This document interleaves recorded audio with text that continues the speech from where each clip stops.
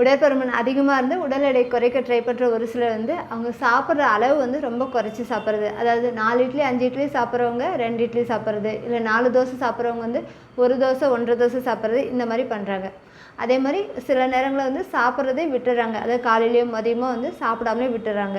இந்த மாதிரி பண்ணும்போது நமக்கு வந்து அடுத்த வேளை உணவு சாப்பிடும்போது அது நமக்கு பசி அதிகமாக இருக்கிறதுனால அளவுக்கு அதிகமாக சாப்பிட்ற மாதிரி ஆயிடுது. ஆனால் நம்ம இந்த மாதிரி பண்ணாமல் நம்ம சாப்பிட்ற உணவோடு சேர்த்து புரத உணவுகளை சேர்த்து சாப்பிட்றது நமக்கு உடல் எடை குறைக்க ரொம்பவே ஹெல்ப் பண்ணும்.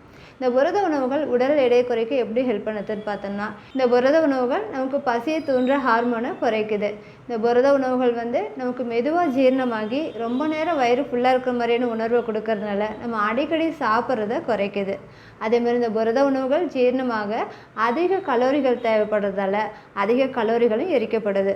நம்ம வெயிட்டு குறைக்கும் போது கொழுப்போடு சேர்த்து தசைகளும் குறையலான்றதுனால நம்ம புரத உணவுகளை சேர்த்து எடுத்துக்கிறது நம்ம தசைகளை வந்து உறுதியாக வச்சுக்க ஹெல்ப் பண்ணுது.